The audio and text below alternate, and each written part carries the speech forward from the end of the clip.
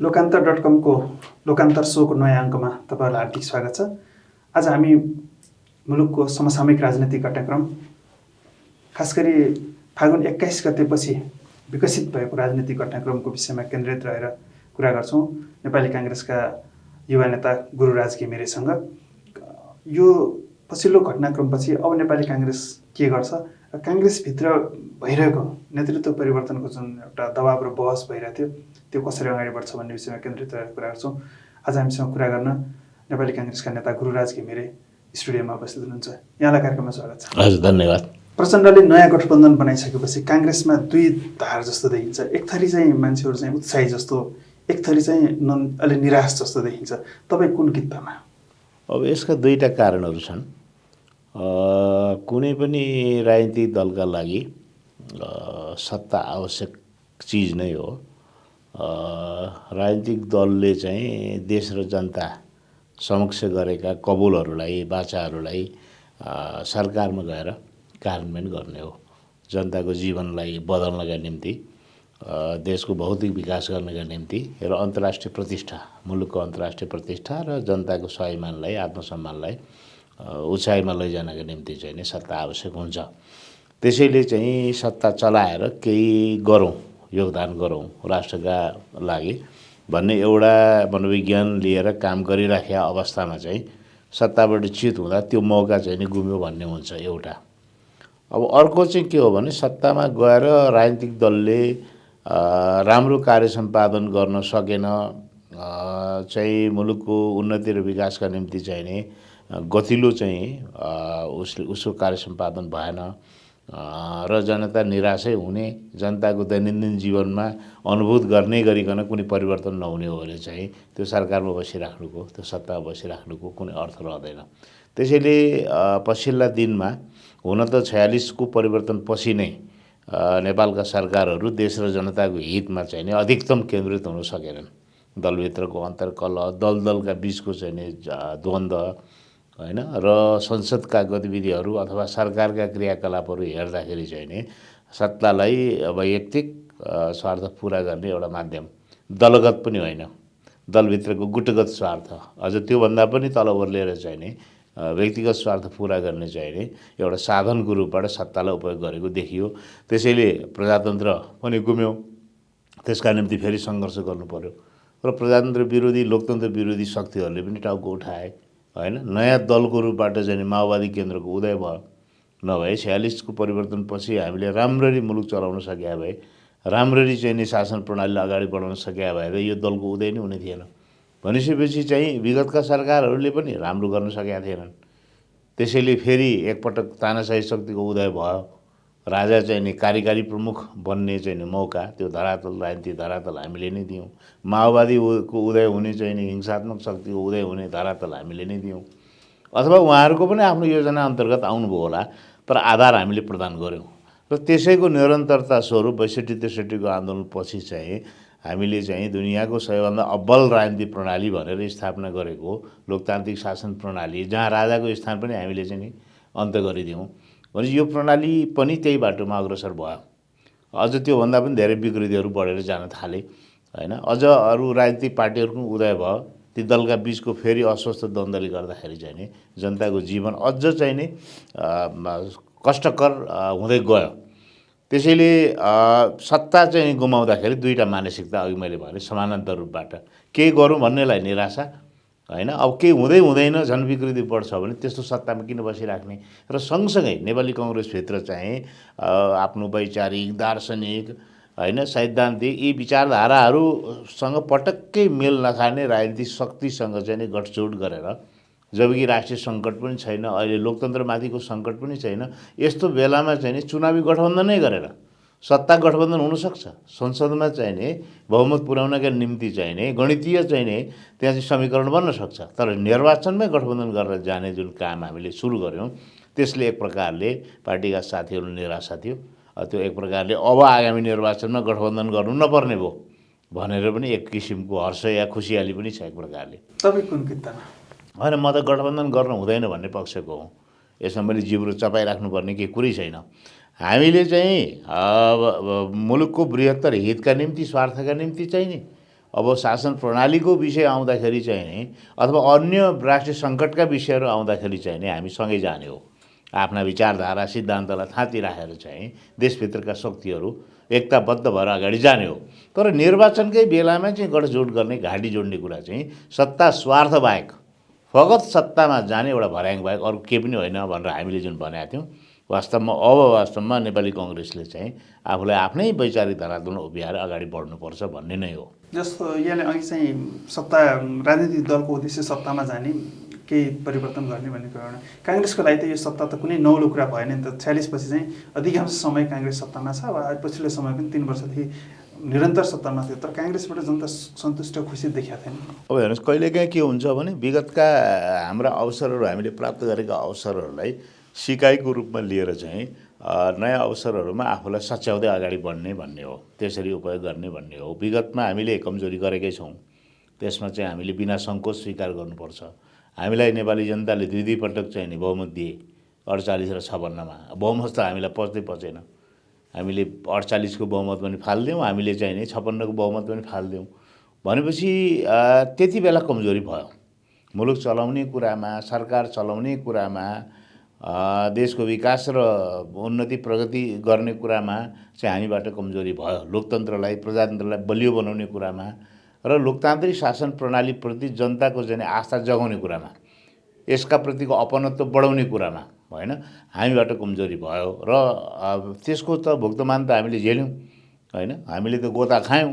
त्यसैले अबको परिवर्तनपछि चाहिँ हामीले राम्रो चलाउने, आफूलाई सुधार गर्ने भन्ने हो। त्यसका निम्ति चाहिँ नि त्यो मौकाको रूपबाट सत्तालाई प्रयोग गरे हो, वास्तवमा गर्नुपर्थ्यो र त्यस्तो होला भन्ने सोचे हो हामीले। अब प्राप्त हुने सत्ता, अब प्राप्त हुने सरकार भनेर चाहिँ नि अब हामीले आफूलाई चाहिँ सच्याएर अगाडि बढ्नका लागि हो भन्ने हामीले सोचे हो। तर सच्चिने छाँटकाट हामीले देखेनौँ बिल्कुलै। पुरानै प्रवृत्तिको पुनरावृत्ति, अझ विकृतिहरू थपिने, अझ चाहिँ नि सुशासन अब होला, अब चाहिँ नि समाजले चाहिँ नि एउटा उज्यालो प्रकाश प्राप्त गर्ला, गति लिएला, उन्नतिको चाहिँ नि एउटा नयाँ चाहिँ अध्याय प्रारम्भ होला, नयाँ युग सुरु होला भने त त्यो कुराको लक्षण चाहिँ नि वास्तवमा देखा परेन।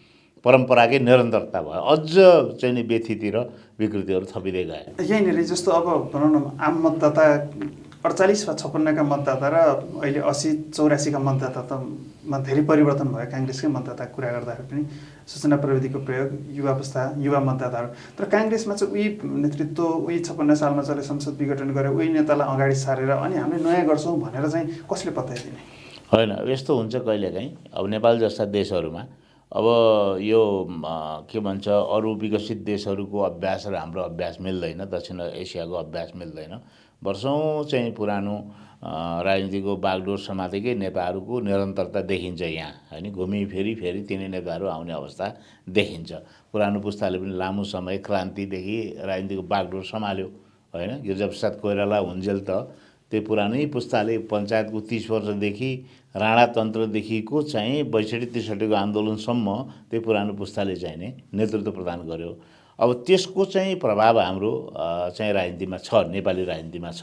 त्यसैले तिनै नेताहरू घुमिफिरी, तिनै नेताहरूको नेतृत्व चाहिँ एउटा चाहिँ फर्की आउने अवस्था चाहिँ अथवा त्यसको निरन्तरता यहाँ देखिन्छ।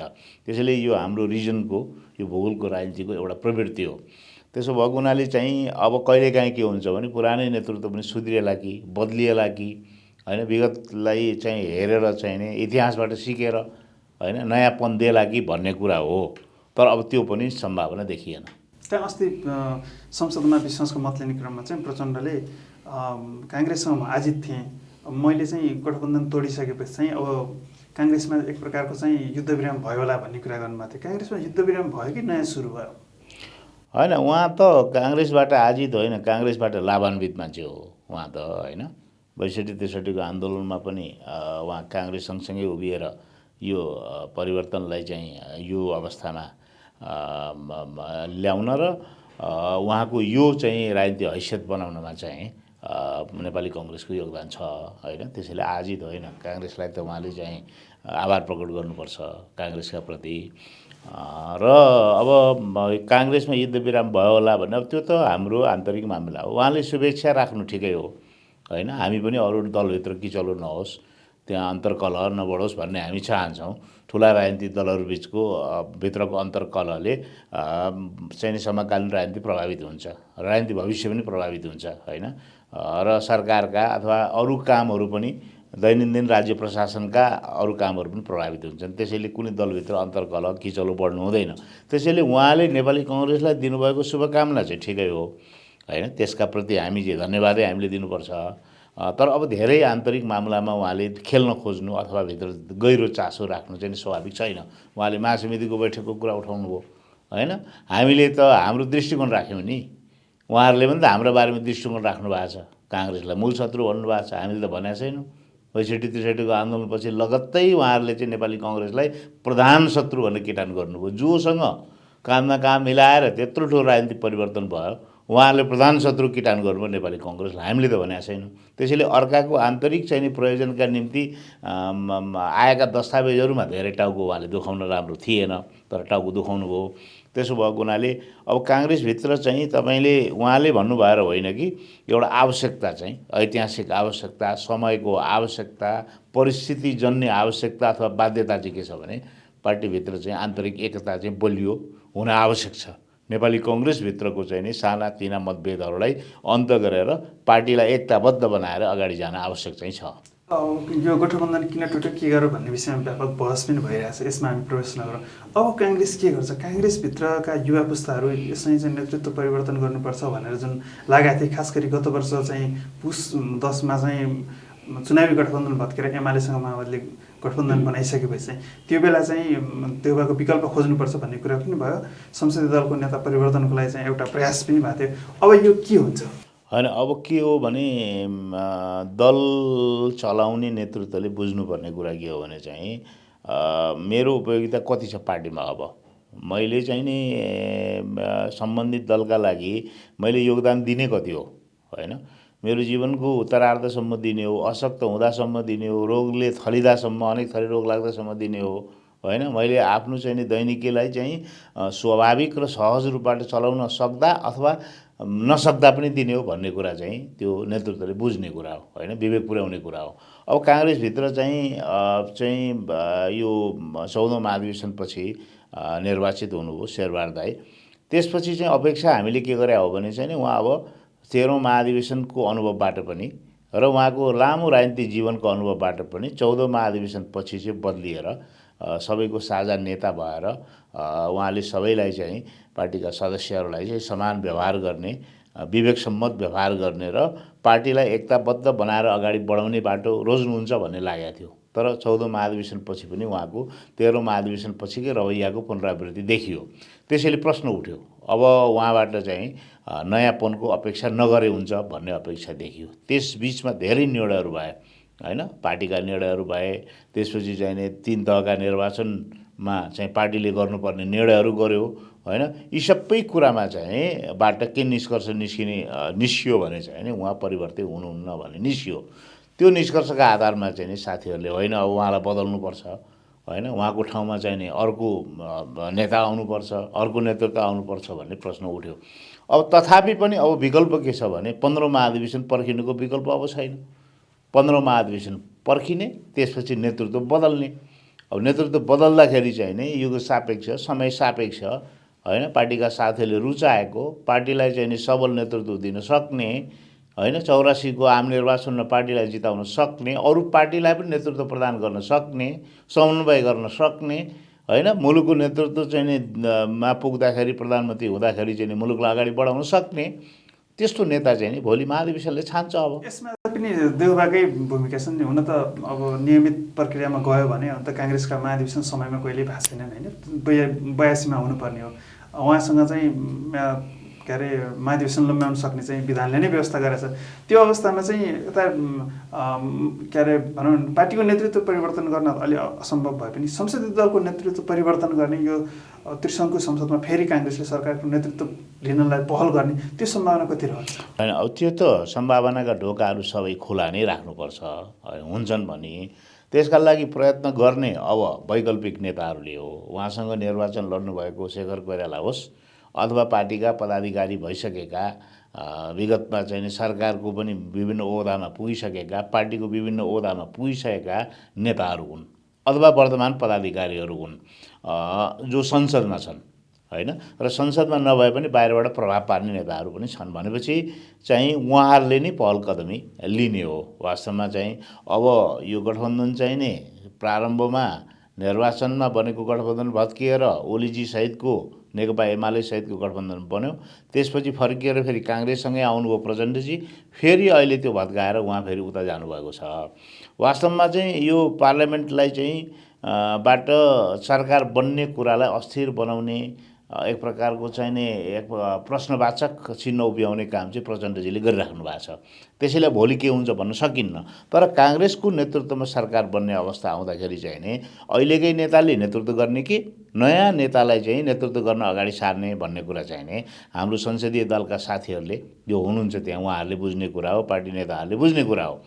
अब पार्टीका बिचमा एकता भयो, मतलब आन्तरिक रूपबाट समझदारी भयो होइन। हामी चाहिँ नि ल ठिक छ एकपटकका लागि उहाँकै नेतृत्वमा चाहिँ फेरि सरकारको नेतृत्व चाहिँ नि उहाँलाई नै दिएर अगाडि बढौँ भन्ने कुरा भयो भने ठिक छ।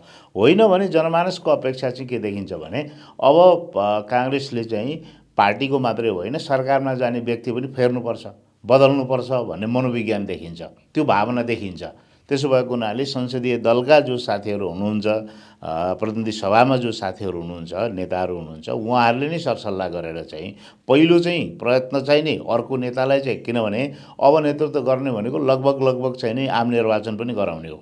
त्यसैले काङ्ग्रेसभित्र नयाँ युगको सूत्रपात भयो, काङ्ग्रेस चाहिँ नयाँ अध्यायमा प्रवेश गर्यो, नेतृत्व हस्तान्तरणको प्रक्रिया अब प्रारम्भ भयो भन्ने सन्देश हामीले दिन सक्नुपर्छ। त्यो सन्देश हामीले 52 सालमै दियौँ।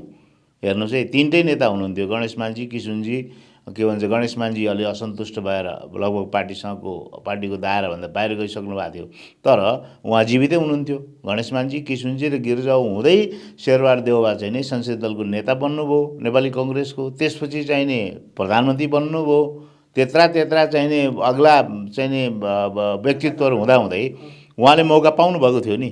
त्यसैले अहिले शेरबहादुर दाइको पनि हाम्रो पार्टी सभापतिको पनि दायित्व के हो भने आफू पार्टी सभापति हुँदै चाहिँ उहाँले अर्को नेतालाई प्रधानमन्त्री बनाइदिनु हो भने त काङ्ग्रेसभित्रको समस्या समाधान भइहाल्यो। यहाँनिर चाहिँ देउबा उधार भएर चाहिँ ल तपाईँले एकजना नेतृत्व लिनुहोस् भन्ने सहमति भयो भने काङ्ग्रेसको संस्थापन इतरबाट कसैले चाहिँ सर्वसम्मत व्यक्तित्व हुनसक्छ होइन। त्यो त सरसल्लाह चाहिँ नि नेताहरूको बिचमा होला नि त, सरसल्लाह होला।